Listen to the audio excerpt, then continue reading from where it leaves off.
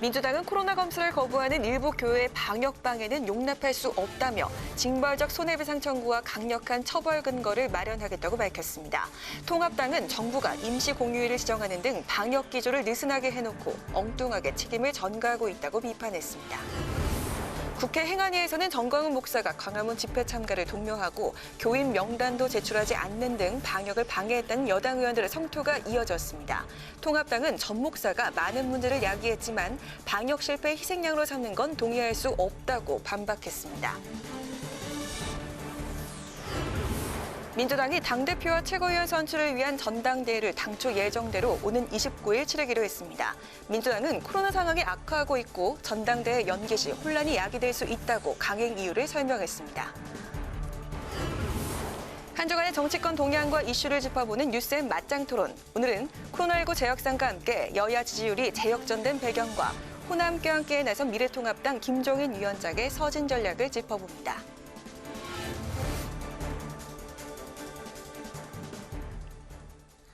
안녕하십니까. 8월 21일 의정 종합뉴스 뉴스엔 시작하겠습니다. 오늘도 행안위 중계관계로 조금 늦게 시작합니다. 급격한 코로나19 재확산 사태를 두고 여야가 연일 책임 공방을 벌이고 있습니다. 민주당은 광화문 집회 책임론을 거듭 제기하면서 방역 방해 행위에 대해서는 강력한 처벌 근거를 마련키로 했습니다. 반면 미래통합당은 정부의 느슨해진 방역 기조 때문인데 정부 여당이 당황해서 정치 쟁점하고 있다고 비판했습니다. 보도에 박지영 기자입니다. 코로나19 바이러스 감염 예방을 위해 투명 가림판을 설치한 더불어민주당 회의실. 이해찬 대표는 8.15 광화문 집회를 계기로 코로나19 감염이 전국으로 확산됐다고 거듭 주장했습니다. 일부 교회 책임론과 함께 미래통합당과 보수 언론에도 책임의 화살을 돌린 겁니다.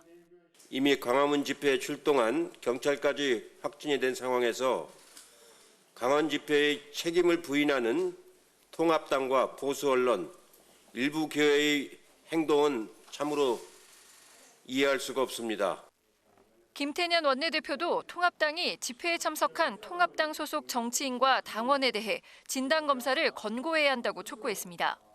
또 검사를 거부하는 등 일부 교회의 악의적인 방역 방해 행위는 절대 용납할 수 없다며 징벌적 손해배상 청구와 강력한 처벌할 수 있는 근거를 마련하겠다고 밝혔습니다.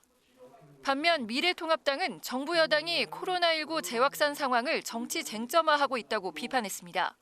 김종인 비상대책위원장은 다시 코로나19를 번창하게 만든 것, 방역본부에서 발표한 방역 준칙을 정부 스스로가 허물어버린 결과라고 지적했습니다. 지난 17일을 임시 공휴일로 지정하고 소비 진작용 쿠폰을 발행하는 등 정부의 느슨해진 방역 기조 탓이라는 겁니다. 코로나 바이러스가 왜 2차로 나타나게 됐다는 거는 그 책임 전가를 엉뚱하게 무슨 미래통합당이 거기에 대해서 무슨 책임을 지는 것처럼 정치 쟁점만 해서 뭐를 달성하려고 하는지 저는 도대체 납득을 하지 못하겠습니다. 통합당은 또 질병관리본부를 찾아 정은경 본부장과 면담을 갖는 등 방역 행보를 강화했습니다. 김종인 비대위원장은 사회적 거리두기 3단계 격상 필요성에 대해 서울처럼 인구 유동이 많은 지역은 당겨서 시행할 필요가 있다는 입장을 밝혔습니다.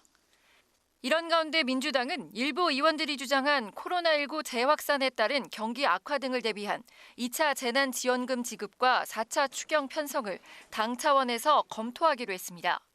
국회 방송 박지영입니다. 국회 행정안전위원회 결산심사에서도 코로나19 재확산 문제가 집중적으로 다뤄졌습니다. 민주당은 전광훈 목사가 국가 방역에 구멍을 냈다며 엄중한 수사를 촉구했고 통합당은 잘못이 있다면서도 1차 책임은 정부의 방역 실패에 있다고 주장했습니다. 김희영 기자의 보도입니다. 사랑제일교회발 누적 신규 확진자 수가 오늘 기준 700명을 넘었습니다. 광화문 집회 참석자 명단 확보가 시급한데 행안위 전체 회의에 참석한 송민영 경찰청 차장은 어젯밤 방역당국과 행정조사에 착수했지만 실패했다고 밝혔습니다. 계속 행정조사를 거부하면 강제 수사를 검토하겠다고 덧붙였습니다. 정광훈 목사가 이끄는 사랑제일교회 신도들은 주류 기독교의 탈을 뒤집어 쓰고 보란 듯이 방역을 방해하고 있습니다. 저희는 이런 방역을 방해한다든지 안전수칙을 안 지킨다든지 자가격리 어떤 규칙을 안 지킨다든지 하는 거에 대해서 무관용 원칙으로 철저하게 조사해서 통합당은 정광훈 목사와 사랑제일교회를 정부 방역 실패의 희생양으로 삼아선 안 된다고 지적했습니다. 마치 이 정부 당국의 방역 실패가 정광훈 목사의 사랑제일교회 탓으로만 돌리던 이런 관점은 정말 바람직하지 않다. 행안위는 수해 피해 복구 상황도 점검했습니다. 여야 의원들은 시도뿐만 아니라 읍면동 단위까지 포함해 추가 특별재난 지역을 선포할 것을 촉구했습니다. 진영 행안부 장관은 모레 합동조사가 일단락되면 피해 지역별 특별재난 지역 선포를 신속히 진행하겠다고 밝혔습니다. 추경 필요성에 대해선 피해 액수가 1조 원이 좀 넘을 것 같다며 추경 없이 남은 재원으로 가능할 것 같다고 말했습니다.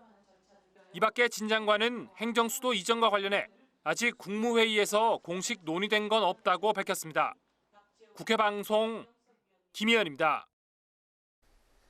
네, 코로나19로 사회적 거리두기가 3단계로 격상이 되면은 고용 위기가 현실화될 텐데요. 국회 환노위의 고용부에 대한 결산 심사에서 여야는 한 목소리로 대책 마련을 강조했습니다. 또 일자리 사업 예산의 실효성을 높일 수 있는 방안도 주문했습니다. 김동길 기자의 보도입니다. 여야 의원들은 코로나19 장기화에 따른 고용 위기를 우려했습니다. 이재갑 고용노동부 장관도 코로나19의 2차 대유행이 현실화될 경우 IMF 외환 위기 당시보다 고용 시장이 더 어려워질 것으로 전망했습니다. 이 장관은 사회적 거리두기 3단계 격상까지 대비해 대책을 검토하고 있다고 말했습니다. 있는 일자리에 대해서는 최대한 고용 유지하도록 지원을 해야 하고요. 그럼에도 불구하고 일을 하지 못하시는 분들이 있습니다. 그런 분들에 대해서는 최대한 실업급여를 통해서 소득 지원. 여야 의원들은 고용보험기금 관리를 비롯한 강도 높은 대책을 주문했습니다.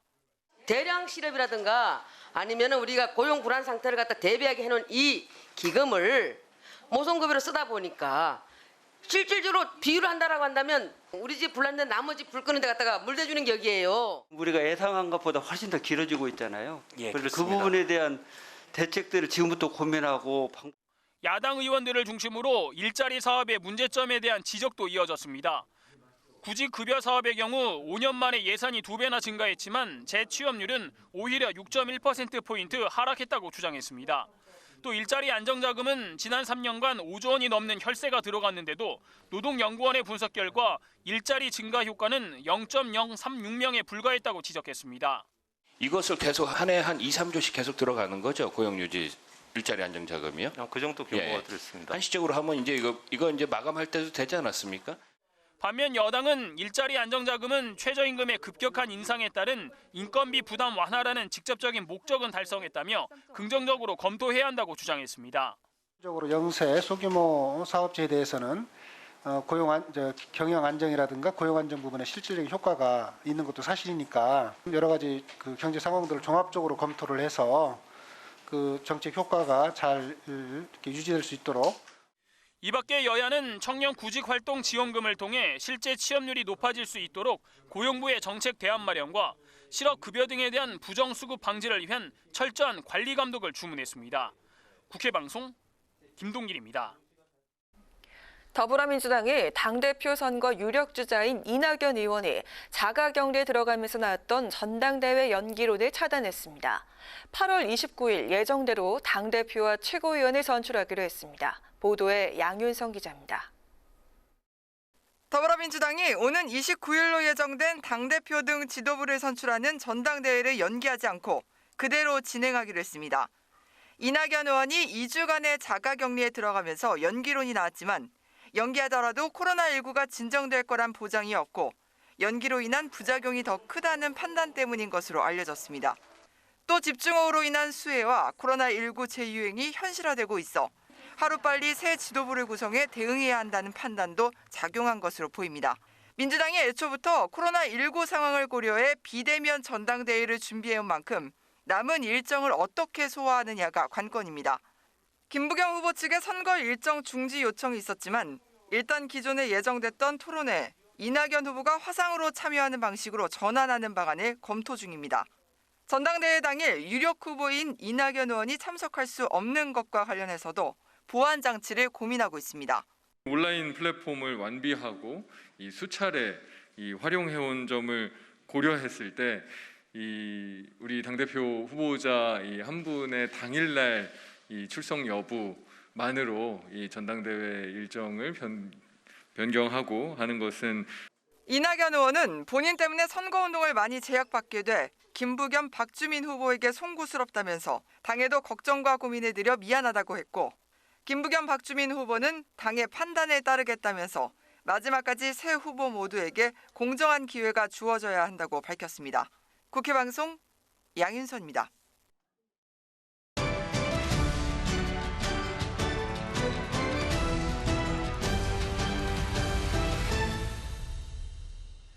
네, 이슈 분석 장정현 기자와 함께합니다. 어서 오세요. 안녕하세요. 예, 지난주 여야 정치권이 지지율 여론조사 결과를 놓고 또 희비가 엇갈렸었는데요. 이번 주에 지지율이 또 한번 출렁이고 있네요. 예. 네, 지난주 민주당이 크게 침통했었지요. 그래도 이번 주 여론조사에서는 한숨 돌리는 듯한 모습입니다. 지난주 리얼미터 여론조사에서 민주당 최순실 국정농단 사태 이후 처음으로 통합당의 지지율을 역전당했었고요. 지난주 한국갤럽 여론조사에서는 민주당과 통합당 격차가 6%포인트로 문재인 대통령 취임 이후 가장 적었습니다. 대통령 국정 지지도도 30%대로 떨어져 취임 이후 가장 낮았고요. 그러나 이번 주 상황 민주당 입장에서는 조금 나아졌습니다. 어제 리얼미터 여론조사 결과 내줬던 정당 지지도 1위 자리 다시 차지했고요. 오늘 발표된 한국갤럽 여론조사에선 민주당 39%, 통합당 23%로 격차를 두 자릿수로 벌렸습니다. 대통령 직무 수행에 대한 긍정평가도 코로나 대처 잘하고 있다는 평가로 다시 40%를 회복했습니다. 지난 광복절 집회 이후로 코로나가 크게 퍼진 게 이번 주 여론조사에 영향을 미친 거로 보이는데, 지난 두 달여간 가장 큰 이슈였던 부동산 문제, 이번 주 코로나가 일파만파 확산되면서 논란이 잠시 수면 아래로 가라앉은 분위기고요. 보수단체의 광복절 집회가 코로나 확산의 기폭제 역할을 했다는 여론에다 정부가 이번에도 코로나 대처 잘할 것이다라는 기대가 이 여론조사에 반영된 것으로 분석됩니다. 네, 광화문 집회로 코로나19가 확산됐다, 이런 국민적 공분이 커지면서 통합당은 광복절 집회와 통합당은 관계가 없다는 입장인데요. 또 극우 인사들과도 선긋기를 하고 있는 모양새예요. 네, 여론조사에서 지지율 상승세로 분위기를 타던 통합당, 전광훈이란 악재를 만났다고밖에 말할 수 없을 것 같습니다. 보수정당의 콘크리트 지지층으로 불리는 이 극우파 보수 세력, 일명 태극기 부대죠. 이번 광복절 집회에 대거 참석을 했었습니다. 네. 또 집회에 참여한 야권 인사들도 논란이 되고 있습니다. 정치인 코로나 첫 확진자로 기록된 차명진 전 의원에다 역시 집회에 참석한 김진태 민경욱 전 의원은 통합당의 춘천과 인천 연수울 당협위원장을 맡고 있고, 김문수 전 경기지사는 집회 참석 뒤 코로나 검사 여부로 경찰과 실랑이를 벌이면서 통합당과 광복절 집회가 연관이 있다 없다 정치권 공방이 계속되고 있습니다. 통합당 측은 난감한 모습인데요. 어제 통합당 지도부는 광복절 집회, 전광훈 목사와 통합당은 아무 관계가 없다고 선을 그었습니다. 오히려 민주당이 방역 실패 사례에 정치적으로 책임을 전가하고 있다고 말하면서 집회 참여는 일부 의원들의 개인적 행동이었음을 강조했습니다. 다른 통합당 의원들도 SNS에 극우 세력과 인사에 비판 목소리를 냈는데요. 예. 하태경 의원은 전광훈 목사와 함께 활동을 해온 기독자유통일당을 향해 이런 반사회적 정당은 존재해서는 안 된다고 주장했고요. 배현진 의원은 김문수 전 경기지사에게 코로나 검사가 어려운 일이라며 국정 책임의 직권을 맡았던 인물이라면 정부의 방역 조치에 더욱 협조하라고 쓴소리를 냈습니다. 광복절 집회 세력이 국민적 비판을 받으면서 이들에 대한 통합당의 일종의 이 선긋기로 보여지는데, 선거 때마다 통합당에 이 표를 던졌던 굳건한 지지층인 이 극우 세력과 통합당이 앞으로 어떻게 관계 설정을 해나갈지 아주 궁금해집니다. 네, 지금 코로나가 재확산되는 국면에다가 이제 광복절 집회의 감염에 따른 발현 효과는 아마 오늘 내일쯤 이제 확인될 상황 같은데요. 정치권에서는 현재 그 2단계 사회적 거리 두기를 3단계로 격상시키자 이런 목소리도 나오고 있어요. 네, 이 코로나가 지금 같은 확산세라면 강력한 3단계 거리두기 시행해야 하는 것 아니냐 이런 이야기가 정치권에서 나오고 있습니다. 여당 쪽에서는 신동근 의원과 고민정 의원이 말을 했는데요. 신동근 의원은 엊그제 입장문을 통해 코로나 확산세가 잦아들지 않는다면 3단계 거리두기 검토해야 한다고 말했습니다. 고민정 의원도 3단계 거리두기 격상에 준비해야 한다는 의견을 밝혔고 정의당 심상정 대표도 거들어서 이 정부는 즉각 3단계 격상 조치 시행하라고 말했습니다. 즉각이요? 예. 네, 통합당 측에서도 조경태 의원이 주장했는데 이 즉각을 또 강조했습니다. 성명서를 통해서 정부는 말로만 하는 방역하지 말고 3단계 거리두기 즉각 실시하라고 촉구했습니다. 이런 가운데 국회 환노위에 출석한 이재갑 고용노동부 장관은 사회적 거리두기 3단계 격상에 대비해서 내부적으로 여러 가지 검토하고 있다고 밝혔습니다. 네, 거리두기 3단계가 정치권에서도 힘을 받고 있는 상황이라면 시행될 가능성이 높겠군요. 네, 사회적 거리두기 이 3단계 격상 여부는 이번 주말이 분수령이 될 것 같습니다. 내일과 모레 확산세를 본 뒤에 정부가 결정을 할 것 같은데요. 사회적 거리두기 3단계가 시행되면 한 장소에 10명 이상 모임이 금지되는데 이렇게 되면 학원, 영화관, 결혼식장, 카페 등은 전부 문을 닫을 수밖에 없습니다. 네. 스포츠 경기는 전면 중지되고 학교와 유치원도 휴교나 휴원을 하게 되고요. 공공기관은 필수 인력을 제외하고는 전원 재택근무를 하게 되고 이 같은 조치는 민간 기업에도 권고됩니다. 음식점, 쇼핑몰, 가게 등 다중이용시설은 밤 9시 이후에는 영업을 중단해야 하는데 대부분 국민 일상과 밀접한 시설인데다 실물 경기가 위축될 수밖에 없다 보니 3단계 격상 여부를 결정하기까지 정부는 신중할 수밖에 없을 것 같습니다. 네, 얘기하신 대로 3단계로 격상이 되면 상당히 많은 차이가 나죠, 생활에서요. 네, 이슈 분석 장정현 기자 수고했습니다. 수고했습니다. 네, 올해 들어 코로나19 발생 여파로 남성 육아휴직자가 급증한 것으로 나타났습니다. 하지만 아직 전체 육아휴직자의 25%에 불과한 상황인데 남성 육아휴직 제도의 실효성을 높이자는 목소리와 함께 관련 법안 발의가 잇따르고 있습니다. 강민지 기자의 보도입니다. 한 취업 포털 사이트에 코로나19에 따른 자녀 돌봄 실태 조사를 보면 맞벌이 직장인 중 육아 공백이 생길까 부담을 느낀 사람이 10명 중 9명이나 되는 것으로 나타났습니다. 고용노동부는 코로나19 자녀 돌봄 문제 해결을 위해 남성 근로자들이 육아휴직 제도를 적극 활용했다고 밝혔습니다.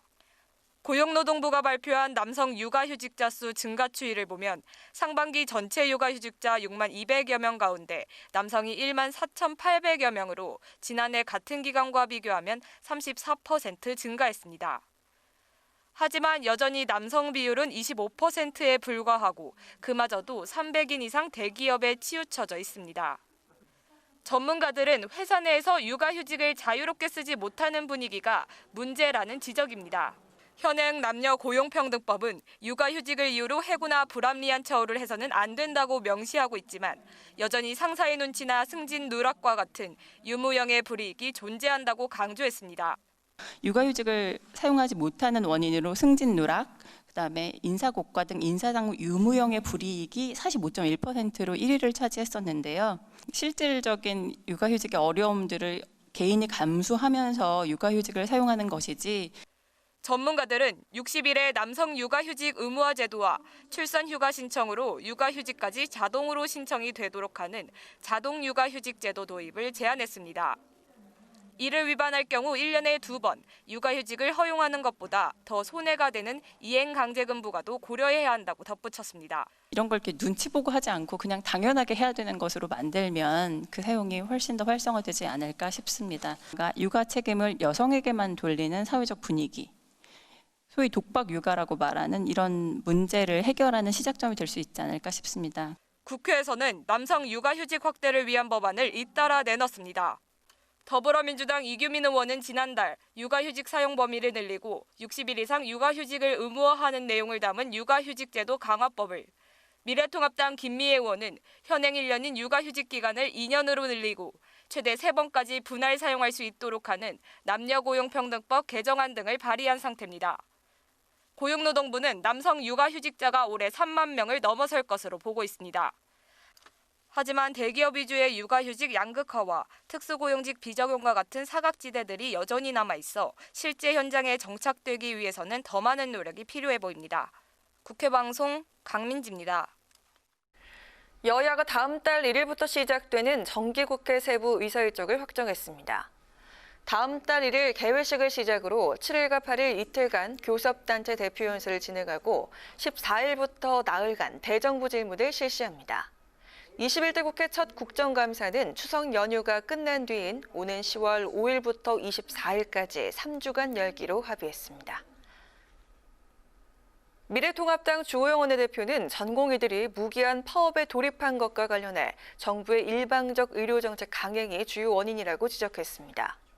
주 원내대표는 시도당 위원장 회의에서 의대 정원 확대 등의 정책을 의료 당사자와 협의 없이 밀어붙여선 안 된다며 이같이 말했습니다.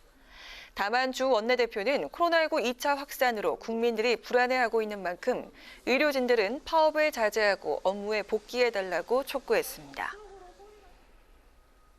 박병석 국회의장은 박민표 위원장을 비롯한 국회 공직자윤리위원 11명을 위촉했습니다. 박 의장은 오늘 21대 국회 전반기 국회 공직자윤리위원회 임명장 수여식에서 공직자의 투명성과 청렴성에 대한 시대적 요구가 높다며 이를 위해 국회 공직자윤리위원회가 노력해주길 바란다고 당부했습니다. 국회 공직자윤리위원회는 국회 공직자윤리에 관한 사항을 심의하기 위해 설치된 기관으로 공직자 재산 등록에 대한 심사 등의 업무를 맡고 있습니다.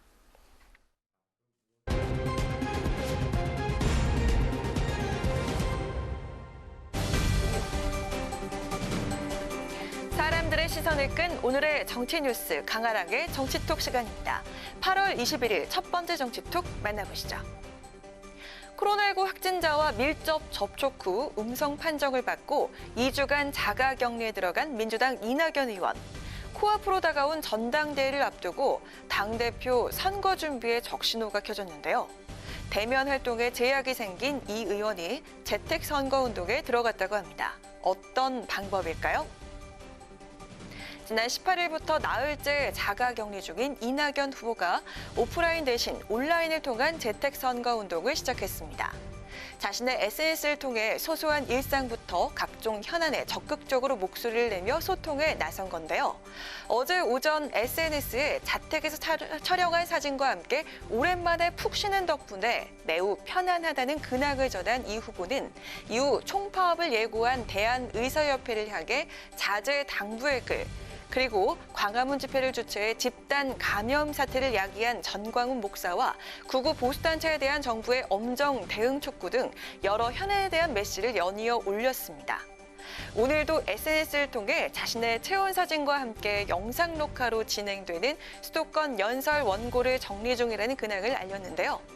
이 후보는 오는 31일 정오까지인 자가격리 기간 동안 온라인 메시 정치에 주력하면서 필요하다면 전당대회 레이스를 위한 온라인 토론에도 자택에서 언택트로 참가하겠다는 의지를 보이고 있습니다. 이 후보의 자가격리로 연기론이 제기됐던 민주당 전당대회는 오는 29일 예정대로 치르기로 오늘 결정이 됐죠. 전당대회 당일 참석이 어렵게 된 이 후보는 연설을 사전 녹화 방식으로 진행할 것으로 보입니다. 이례적인 상황 속에서 이례적인 방법으로 치러지게 될 민주당 전당대회. 과연 이 후보가 대세론을 지켜갈 수 있을까요? 이어서 오늘의 두 번째 정치톡입니다.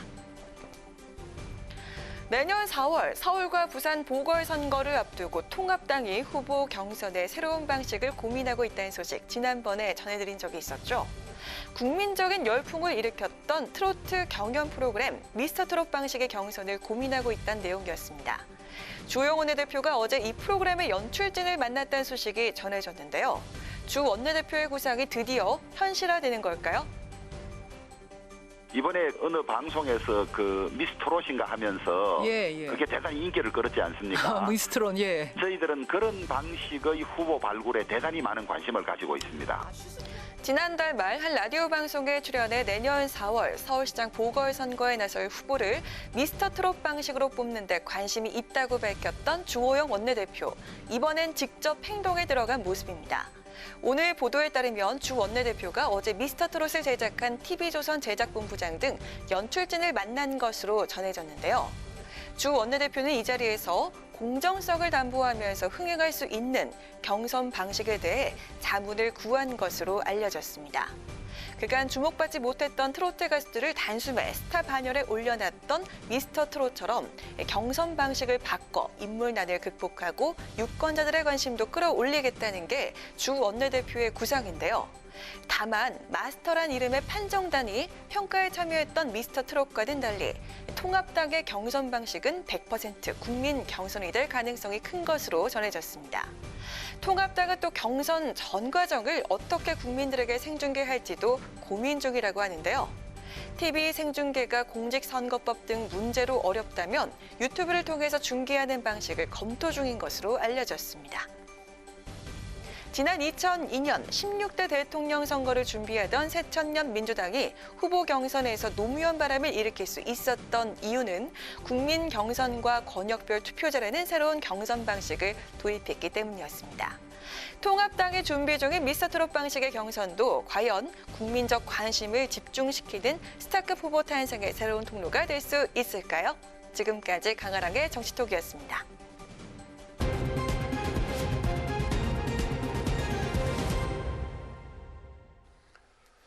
네, 이번 한 주 정치권 동향과 이슈를 짚어보는 뉴스N의 맞짱 토론입니다. 오늘도 날카로운 토론으로 함께해 주실 두 분이죠. 김경진, 이상일 두 전 의원 나오셨습니다. 어서 오십시오. 어서 오세요. 안녕하세요. 네. 오늘 나온 여론조사 결과를 보면은 문재인 대통령과 민주당 지지도가 지난주하고 달리 오히려 동반 반등했습니다. 지난주 민주당이 박근혜 전 대통령 탄핵 국면 이후에 처음으로 어느 조사에서는 1위를 한 조사도 나오기로 했는데 어떻습니까? 지난주에 특별한 그 국정의 쟁점이 있거나 그건 아닌 상황이었고 코로나19가 재확산 그런 상황이었는데 그게 요인이었나요? 어떠신가요? 그게 일단 크다고 봐야죠. 그러니까 이제 국민들 입장에서는 이 코로나 벌써 한 8개월 가까이 큰 고통을 겪고 있고 경제가 마비 상태 아니겠습니까? 그래서 대통령이나 정부에게 힘을 좀 몰아줘야겠다. 그래서 이 코로나 문제 해결을 위해서 적극적인 신뢰와 이 지지를 좀 보내야겠다. 이런 생각이 좀 있었던 것 같고요. 네. 상대적으로 보면 정광훈 목사 집회. 네. 정광훈 목사 물론 미래통합당에서는 정광훈 목사하고 우리하고 상관이 없다라고 말씀은 하시는데 그 전에 이제 황교안 대표 시절이라든지 그러니까 요 직전까지의 미래통합당과 정광훈 목사의 관계라든지 이런 것들을 살펴보면 사실은 과연 관계가 없는가. 거기다가 이번 집회 과정 속에서 미래통합당의 일부 원외위원장님이나 몇몇 또 의원님들도 참석했다고 지금 알려져 있거든요. 보면 그런 실제 모습이라든지 뭐 그런 것들이 있고 그 현장 중계된 모습들을 보면 현장에서 그냥 마스크도 벗고 이렇게 이 함성 지르고 식사도 같이 하고 뭐 이런 모습들이 굉장히 국민들 앞에서는 좀 불안하게 보였던 것 같고요. 마지막에 이제 주호영 원내대표께서 명확하게 좀 선을 그었어야 되는데 저기 모인 건 잘못했지만 메시지는 새겨드려야 된다 이제 이렇게 얘기를 하다 보니까 사실은 이게 조금 국민들이 보기에는 큰 틀의 큰 맥락 속에서 보면 여전히 관련이 있는 것이 아니냐 이제 이런 생각이 들면서 반사적으로 아마 대통령께 좀 힘을 좀 몰아드려야겠다 이런 생각들이 좀 많이 생기지 않았나 싶습니다. 예, 그 광화문 집회 관련해서는 전반적으로 좀 냉철하게 보는 게 좋겠다 이런 생각입니다. 그러니까 정광훈 목사를 따르는 그 소위 군중이 있죠. 그분들은 그분들이고 또 광화문에 이 기회에 나가서 국민의 내가 생각하는 생각을 좀 표출하겠다고 하신 분들도 또 있단 말이죠. 물론 섞여서 우리가 분별하기는 어렵게 됐지만 저는 정광훈 목사가 이 코로나 확산 우려 이런 상황에서 집회를 독려하고 주도한 건 매우 잘못됐다고 생각하고 그런 이제 사회의 걱정이 많은 가운데 정광훈 목사와는 관계가 없다고 하더라도 나가서 내 목소리를 내겠다고 하신 분들도 정말 좀 조심을 했어야 된다 이런 생각이고 그런데 이제 이 코로나 확산과 관련해서 이제 8월 15일을 계기로 더 확산이 되고 있는 건 사실인데 그 전에 정부가 7월 하순부터 국민들한테 잘못된 신호를 계속 주고 있었어요. 그러니까 교회의 소모임을 가져도 좋다고 한 게 7월 20일경입니다. 그 대통령이 뭐 오늘 뭐 진중권 교수도 지적을 했지만 뭐 코로나 다 이제 뭐 잡힌 것처럼 이야기하고 공연도 보고 외식도 하라 뭐 이런 쿠폰도 저기를 하고 예. 그러니까 정부의 방역에 문제가 있는 걸 오로지 정광훈 목사 그쪽으로 책임을 돌리려고 하는 태도는 잘못됐다. 그리고 미래통합당의 경우에 저는 사실은 그런 의견을 좀 내기도 했었는데 지도부 차원에서 정광훈 목사 집회하고 관련은 없다는 걸 명백히 했어요. 뭐 우리 지도부가 가지도 않고 뭐 그래서 뭐 알아서 하는 자기들 집회 아니냐 이제 이런 식이었지만 우리 당에서 미래통합당에서 위원장들에게 의원들에게 다 문자를 보내서 8월 15일 집회는 참석을 안 하는 게 좋다 이런 이야기를 했어야 되고 적극적인 조치를 했어야 됐다. 예. 당원들이 가지 않도록 좀 노력을 해달라 이런 걸 했다면 사실은 더 미래통합당이 아니 우리하고 무관하지 않느냐고 할 그게 있었는데 그거를 못했던 거는 매우 아쉽다 이렇게 지적하고 싶습니다. 네, 코로나19 대규모 확산에 불을 지핀 광화문 집회. 통합당은요, 집회와의 선긋기를 하고 있습니다.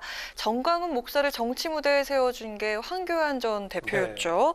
이 무관한 통합당의 주장이 설득력을 가질 수 있을까요? 예, 이미 말씀드렸지만 황교안 전 대표 시절의 그 지도부의 결정과 지금 김종인 비대위원장 시절에 지금 지도부의 어떤 입장이 완전히 다른 건 사실입니다. 그러니까 사실 황교안 대표도 그때 저는 원내대표 비서실장으로서 그 상황을 좀 알지만 어느 정도 이렇게 거리를 두려고 했던 점도 있어요. 그러나 이제 같이 사진을 찍히고 뭐 마이크를 잡고 하는 바람에 손 들고 이렇게 이렇게 하면서 완전히 뭐 동일체인 것처럼 또 이렇게 보여진 측면에서 결국은 선거에 저는 총선에 마이너스가 됐다고 생각하는데 현 지도부는 정광훈 목사하고는 우리하고는 전혀 관련이 없다라는 입장을 쭉 일관성 있게 견지를 했습니다. 그런데 이제 제가 이미 말씀드렸듯이 의원과 원외위원장들이 그 집회에 가지 말고 당원들도 참석하지 않도록 했으면 좋겠다고 사전에 그랬다면 지금 훨씬 미래통합당이 우리하고 무관하다고 했을 때 설득력이 있다고 봅니다. 그러나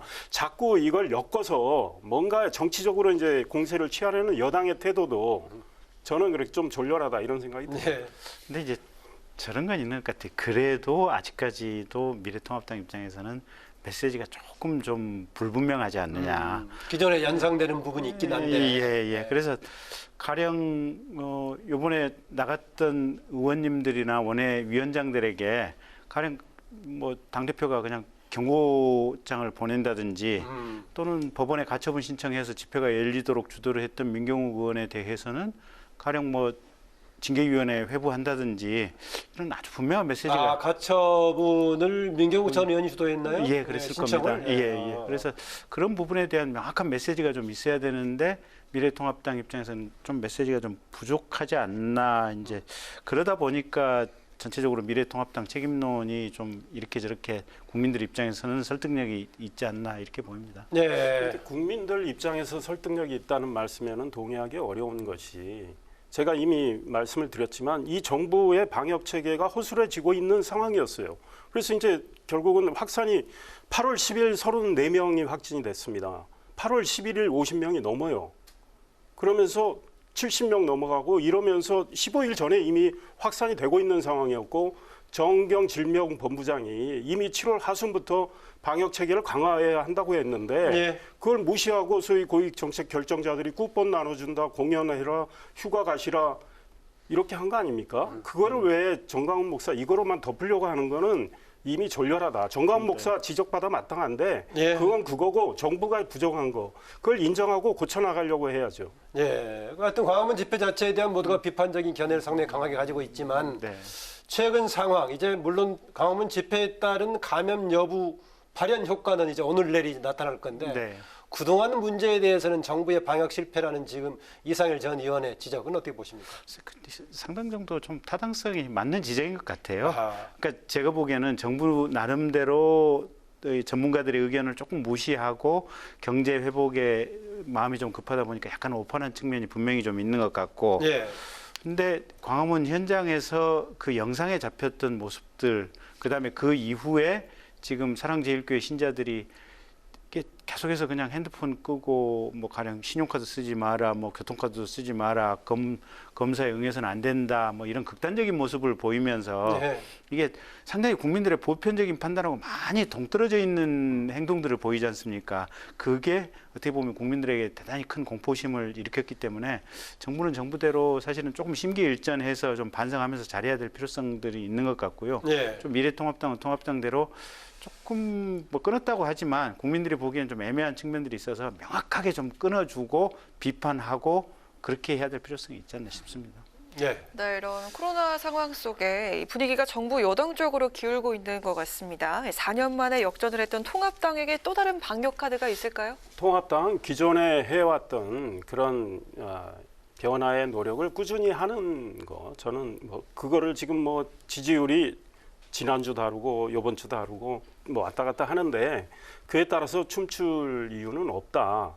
그러니까 저는 이번에 8월 15일 이 사건을 계기로 미래통합당은 지금 그 영향을 받고 있잖아요. 뭐 책임론도 해서 여당의 공격을 받고 있지만 이걸 계기로 정광훈 목사 세력하고 딱 끊을 명분이 생겼어요. 그러니까 기존의 거리를 이미 둬왔는데 왜 이거를 거리를 더 못 두고 이렇게 했느냐 이런 뭐 오히려 극단 세력과 결별하고 중도 중심으로 할 수 있다. 정말 우리 국민들이 소위 문바로 지칭되는 이제 대통령의 적극 지지층의 상식에 어긋나는 여러 가지 언행들이 있잖아요.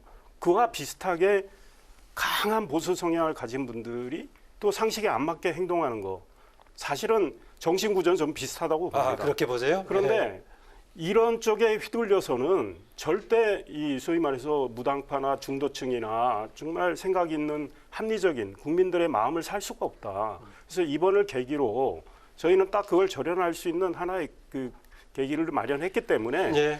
우리가 더 변화하고 노력하면서 지난번에 김종인 위원장이 광주 가서 5.18 묘역에서 무릎 꿇고 지난 날에 대해서 그 진정성 있게 국민들이 많이 느끼셨을 거예요. 그런 사과를 한 그 바탕 위에서 변화의 노력을 한다면 저희들은 좀 달라질 거다. 그리고 여론은 뭐 호전될 수 있다. 지금 마찬가지로 민주당과 정부가 자기들의 실정에 대해서 책임지는 모습을 지지 않고 계속 남 탓을 한다면 그건 지지율은 떨어지게 돼 있다. 이런 지적을 하고 관련 싶어요. 얘기는 좀 이따 더 해보기로 하고요. 지금 이제 코로나19의 재확산에서 뭔가 정부에 대한 힘을 실어주라는 그런 분위기로 이번에 지지가 올라갔다는 해석인데 이건 양면성이 있지 않을까요? 장기적으로 꼭 이게 정부 여당의 힘을 실어주는 쪽만 아닐 수도 있는 양면성이 있는 거 아니겠어요? 그게 그러니까 이제 계속해서 반복이 되다 보면 예. 이렇게까지 우리가 오히려 적극적으로 경우에 따라서는 책임론이 될 수도 있는. 그렇죠. 힘을 실어줬는데 도대체 무슨 결과를 냈느냐 이 위험성이 있기 때문에 분명한 결과를 낼 수 있도록 이제 이런 게 이제 필요한 것 같고요. 중요한 것 같고요. 또 한 가지가 이런 것 같아요. 잘하는 것도 중요하지만 실수를 안 하는 것 같아요. 그러니까 최근에 보면 이제 정부 여당의 지지율이 빠졌던 게 오만해 보인다고 하는 일종의 실수 측면들 좀 있었지 않습니까? 보니까 그 유인태 전 사무총장님도 오늘 어느 신문 인터뷰에서 그 점을 지적했더라고요. 네, 그래서 법무부 장관하고 검찰총장하고 충돌하는 문제라든지 실수를 이제 근데 사실은 미래통합당도 최근에 보면 가령 기재위에서 보였던 해프닝 같은 경우도 보면 이게 8.15 저 집회 못지않게 지지율이 조금 올라가니까 이 사람들이 오만해진다. 아, 고성 오갔던 거 얘기하는 겁니까? 예. 그래서 그런 느낌들을 국민들이 받을 수 있어서 이게 보면 결국은 정말 겸손하게 실수 안 하고 차분차분하게 의정 활동해 가는 것이 이게 지지율 측면에서는 대단히 중요한 요소가 아닌가라는 생각도 듭니다. 네, 이번에는 김종인 비대위원장 중심의 통합당의 이른바 서진 전략 관련 좀 얘기를 해보겠습니다. 호남을 향한 김종인 위원장을 중심으로 통합당 지도부의 적극적인 행보, 아까 제가 말씀드렸다시피 서진이란 표현까지 나오고 있는데 김 위원장 지금 5.18 민주묘역에서 무릎 꿇고 울먹이면 사죄했던 장면, 물론 4년 전 2016년에 더불어민주당의 비대위원장 할 때도 가긴 했습니다만 조금은 더 다른 느낌을 줬습니다. 광주의 민심 혹시 전해 들은 거 있습니까? 일단 5.18 단체 이제 회장님들이나 간부님들 얘기를 좀 들어보면 저렇게까지 해주시니까 좀 마음이 좀 풀린다. 이제 이런 말씀하고요. 그 모습 자체가 옛날에 빌리 브란트 수상했던 이제 모습이 그대로 지금 연상이 되면서 사실은 광주나 호남은 한이 많이 쌓여 있거든요. 이게 1980년에 세상에 대한민국의 국군이 그냥 우리 국민들을 학살을 하는 상황을 아무도 생각 못했던 것이 지금 일어났던 거 아니겠습니까? 김 의원 활동하는 지역구도 광주 아닙니까? 그렇죠. 예. 바로 저기 이제 5.18 묘역이 있는 있는데, 북구. 예. 그런데 그 한이 지금 쌓여가지고 응축이 되면서 이제 한국 정치가 좀 약간 왜곡되는 측면들이 있었는데 그 한을 어떻게 풀어줄 것이냐. 이제 그런 측면에서 보면 김종인 대표가 저 보여줬던 모습이라고 하는 것이 단순한 모습에 그치지 않고 한을 풀어주는 데 중요한 역할을 했다라고 보여지고요. 네. 다만 이제 5.18 이게 이제 단체 관계자들 얘기를 들어보면 저게 단순히 쇼인지 아니면 진정성을 가지고 있는지는 후속 작업을 보면 알겠다.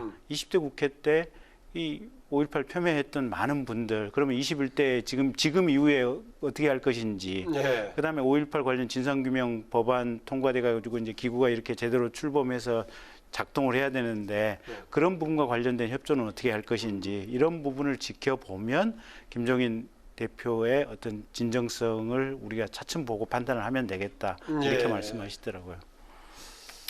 네, 어제는 통합당의 친호남 정당으로 거듭나겠다. 그리고 또 김 위원장이 무릎 사과까지 했습니다.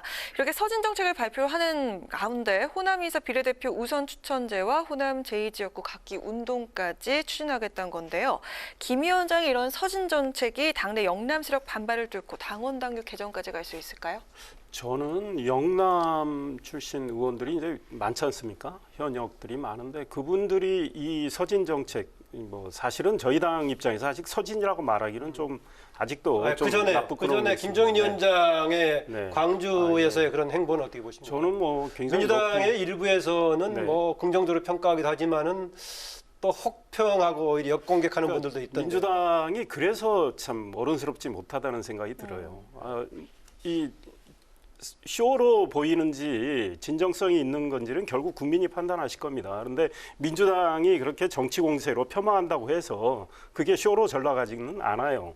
그리고 우리 김 의원님 말씀하신 대로 그다음에 후속적으로 우리가 진정성 있는 조치를 계속 취하는지 보고 평가해도 늦지 않습니다. 그런데 지금 와서 뭐 쇼다, 게다가 뭐 김종인 위원장 과거 문제 가지고도 뭐 이야기를 트집을 잡고 하는데 그렇게 트집 잡기 시작하면 민주당에 트집 잡힐 분도 많아요. 지금 광북회장도 마찬가지고. 그런 건데 중요한 것은 미래통합당이 과거와 달리 정말 과거의 호남을 홀대를 했다고 생각을 하고 그때 그거를 반성을 하면서 달라지겠다라는 걸 보여준 거란 말이죠. 그건 굉장히 용기 있는 행동이다 이런 생각을 합니다. 내부에 지금 구체적인 통합 정책 지금 제시한 것들 당에서 어떻게 좀 실현 가능하다고 보세요? 저는 가능하다고 생각합니다. 이제 김종인 위원장 체제에서 그거를 마무리를 대체로 큰 골격을 다 해놔야 그다음 이제 저희도 전당대회를 해가지고 대표를 뽑을 때 아마 그대로 이어받는 이런 게 될 텐데 저는 국민통합특위 위원장을 일단 정운천 의원으로 했고 이제 특위가 이번 달 말쯤 출범이 됩니다. 그 특위에서 많은 결과물을 내놓을 걸로 생각하는데요. 이미 우리 이제 강행크님 말씀하신 대로 뭐 비례대표제 문제랄까 또 호남의 제2지역구를 갖는 거. 그리고 저도 그런 아이디어를 이미 냈습니다. 저는 수도권 용인시 병 수지 지역의 위원장이지만 제 지역과 호남의 어떤 한 지역을 자매 결연을 맺자. 그래서 우리 서로 교류하고 소통하고 힘을 모아보자. 이제 이런 이야기를 했는데 그런 것들이 아마 순차적으로 이루어지리라고 생각합니다. 그래서 민주당이 그걸 보고 평가를 하는 게 좋고 민주당도 같이 경쟁을 하면 돼요. 국민 통합을 위한 경쟁을. 그래서 이게 그런 것 같아요. 보면 1970년 그다음에 80년대 초반까지만 해도 영남과 호남의 인구 차이가 그렇게 많지가 않았거든요. 그랬죠, 800만 대 한 700만 정도 뭐 요 정도 차이였으니까. 근데 호남 같은 경우는 사실은 수도권으로 출향한 인구들이 많았기 때문에 이제 수도권의 전반적인 정서가 약간은 좀 진보적인 이게 투표 선택을 했었던 게 뭐 여러 가지 동인이 있겠지만 그런 이유도 조금은 있었을 거예요. 보면. 그래서 김종인 대표가 호남 출신들 적극적으로 발굴해서 당에서 이런저런 화합과 관련된 정책을 하겠다고 하는 것은 실은 호남의 뿐만이 아니라 수도권에서 민심을 영향을 줄수 잡고 있다. 그리고 수도권의 민심을 잡으면 이게 전국에 파급돼서 이게 뭐랄까 지방선거 그리고 대권을 잡을 수 있는 전초 기주로 이렇게 갈 수 있다. 아마 이런 계산을 하고 계신 것 같아요. 근데 어쨌든 호남 입장에서는 지금까지 이게 미래통합당 의원이 지금까지는 이렇게 나타나지 않았고 그래서 그런 점에서 보면 적극적으로 이게 당평 정책을 한다는 것은 동기가 어쨌든 간에 상당히 바람직하다 이렇게 봅니다. 네, 이게 이제 지금 얘기했던 것은 통합당 내부에서 이제 지켜야 될 약속했던 부분이고요. 지금 민주당 쪽에서 주도가 돼서 발의까지 하고 있는 5.18 관련 3법 이 문제 적극적으로 그렇다면 참여해라라고 얘기하고 있는데 내용에 따라서는 통합당 입장에서 봤을 때 약간의 좀 논란이 또 있는 사안들도 있어서 이게 어떻게 추진될까 좀 그렇습니다. 예컨대 합당한 대우 문제도 다른 영역에서의 보상하고 균형이 어떻게 되느냐도 있을 수 있겠고 또 그동안에 나왔던 참여 관련에 대한 관련 조치법들도 또 표현의 자유 논란 관련도 맞물리고 해서 어떻습니까? 그러니까 이제 그게 결국은 김종인 대표가 끌고 나가려고 하는 방향성인데 입법은 각각의 의원들이 하나의 헌법기관으로서 결정을 해야 될 거 아니겠습니까? 근데 각각의 의원들이 김종인 대표의 생각을 얼마만큼 따라올 수 있을 정도로 김종인 대표나 주호영 위원장이 리더십을 발휘할 수 있을 것인지 제가 볼 때는 그게 관건이라고 봅니다. 그래서 얼마 전에 사실은 김종인 위원장이 지금 기본소득 얘기도 했지만 각각의 의원들은 기본소득 거의 불가능에 가깝다고 기존에 그런 입장을 취해왔거든요. 그러면 현실화 시키려고 했을 때 얼마나 가능할까? 그다음에 5.18 3법 이게 집행이라든지 그 진상조사위원 추천하는 문제도 지금까지 사실은 원내에서는 그걸 안 하고 버티고 왔었거든요. 이런저런 이유로. 그러면 이걸 김종인 위원장이나 주호영 대표가 얼마만큼 설득해서 신속하게 이 문제를 해결할 수 있을 건지 이런 부분들이 관건이겠죠.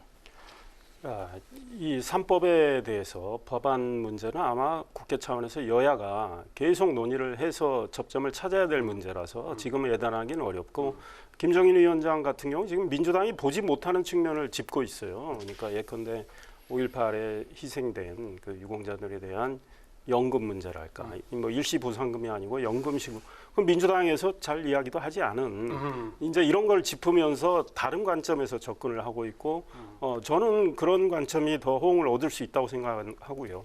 진상 조사와 관련해서는 저는 적극적으로 미래통합당도 해야 된다고 봅니다. 다만 이제 표현의 자유와 관련된 문제는 좀 신중해야 된다. 네, 아까 김 의원님이 잠깐 말씀을 또 하셨지만 통합당이 전국 정당으로 거듭나기 위한 앞으로의 과제 뭐라고 보시는지요? 통합당은 그동안에 지금 소홀했던 거에 대한 반성에서 출발을 하고 있기 때문에 결국 통합당이 전국 정당이 된다는 것은 이미 저희가 통합당이 없는 현역이 호남이잖아요. 호남에 그동안에 소홀했던 걸 반성해서 계속 다가가서 앞으로 호남의 어떤 기반을 마련을 해야 명실상부한 전국 정당이 된다. 그러기 위해서는 결국 호남에 줄기차게 저희들이 과거의 성찰을 바탕으로 다가가서 호남에 계신 국민들의 신뢰를 얻는 방법밖에 없다. 그러기 위해서는 이제 입법이나 정책이나 이런 걸 통해서 보여드리는 거죠. 그러니까 말뿐이 아니고 행동으로 보여드리는 게 중요하다 이런 말씀드리고 싶습니다. 제일 중요한 거는 이 극우 세력과 명확하게 단절하는 게 중요한 것 같아요. 그래서 요거 청년 세대 과제도 있죠. 통합당이 또 상대적으로 취약한. 청년, 여성 이런 부분들을 넓게 포용을 해야만. 그래서 호남 중요하고 청년 중요하고 여성 중요하고 극우 세력들 잘라내고 중도층의 어떤 보편적인 기준으로 대한민국을 이끌어가겠다.